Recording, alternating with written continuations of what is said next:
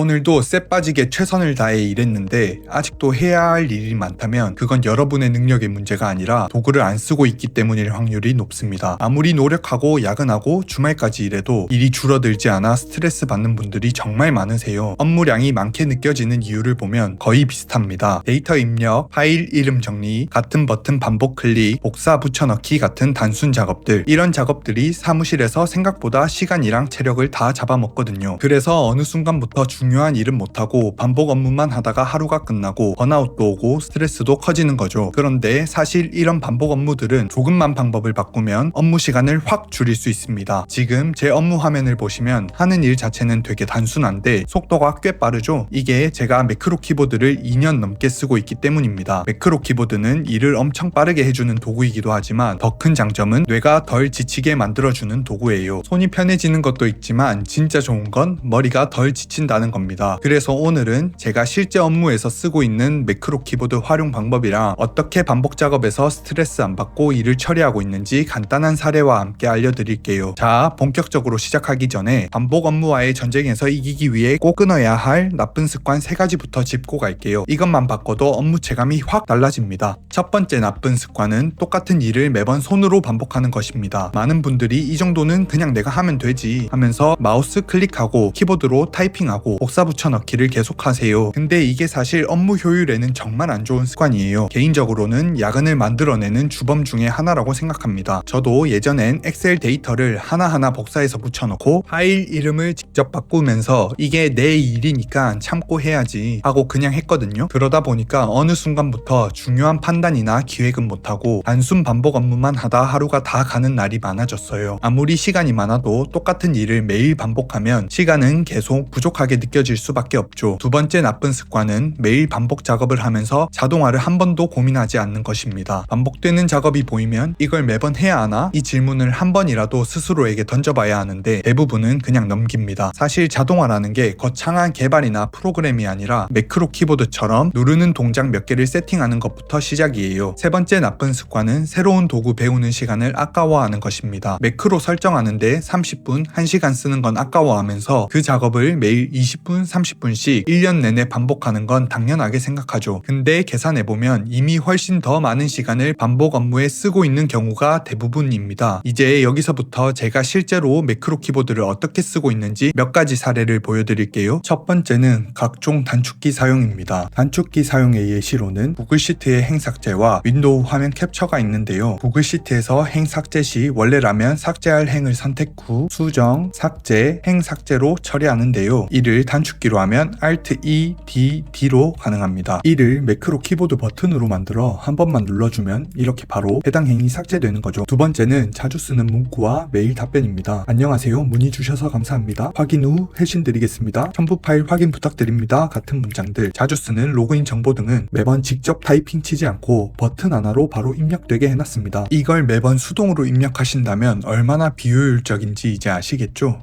세 번째는 자주 방문하는 페이지 자동화인데요. 날씨 페이지나 뉴스 페이지 이런 거 자주 보시는 분들은 이렇게 바로가게 해놓을 수 있고요. 추가로 제가 신기한 것도 보여드릴게요. 여러분 여행 자주 다니시면서 특가 항공권 검색도 자주 하시잖아요. 어제도 검색해봤고 오늘도 검색할 거고 내일도 검색해볼 거라면 항공권 특가 찾아보는 행동도 매크로 키보드를 이용하면 이렇게 효율화할 수 있구나 하고 한번 집중해서 봐주세요. 1번 버튼을 눌러 항공권 최저가 페이지 바로가게 한 다음 2번 버튼을 눌러 나의 여행 일정인 3월 부산 발리 특가를 찾아줘 라고 넣어둔 텍스트를 붙여넣고 3번 버튼을 눌러 캡처 단축키 버튼을 누르고 4번 버튼을 눌러 특가를 모으는 구글 시트 링크 창을 열어 5번 버튼을 눌러 붙여넣기 합니다. 어때요? 원래 행동 하나하나 따로 네이버나 구글 창 켜서 한다면 꽤 긴 시간이 걸릴 일인데 자주 반복하는 업무나 행동은 이렇게 효율화를 쉽고 빠르게 할 수 있습니다. 또 다른 예시로 저는 KTX를 매주 타야 해서 매주마다 예매하는데 코레일 홈페이지를 방문해서 로그인 정보 자동 입력 등도 보시는 것처럼 매크로로 빠르게 처리 가능해요. 저의 예시 사례를 보셨다시피 순차적인 반복 행동도 자동화가 가능한 것 또한 신기했죠. 이렇게 사소한 반복 동작을 자동화하다 보니까 업무 속도도 빨라졌지만 무엇보다 퇴근할 때 머리가 덜 피곤해요. 그때 깨달았습니다. 반복 업무를 다 해내는 사람이 성실한 게 아니라 반복 업무를 없애는 사람이 일을 잘하는 사람이구나 라는 걸요. 매크로 키보드는 특별한 사람만 쓰는 도구가 아닙니다. 오히려 업무가 많은 사람일수록 빨리 써야 하는 도구예요. 오늘 영상이 여러분의 업무 방식을 조금이라도 바꾸는 계기가 됐다면 좋겠습니다. 다음 영상에서는 초보자도 바로 따라할 수 있는 매크로 설정 방법이랑 어떤 작업부터 자동화하면 좋을지도 구체적으로 알려드릴게요. 오늘 영상을 보시면서 본인의 업무도 자동화, 효율화가 가능한지 궁금한 점이 생기신 분들은 댓글이나 고정 댓글에 오픈 카카오톡 링크로 질문 주시면 무료 컨설팅을 도와드릴게요. 업무 자동화 주제로 더 많은 꿀팁이 필요하신 분들은 좋아요와 구독 한번 눌러주시면 더 좋은 정보들로 찾아뵙겠습니다. 감사합니다. 오늘도 맛있는 자동화 하세요.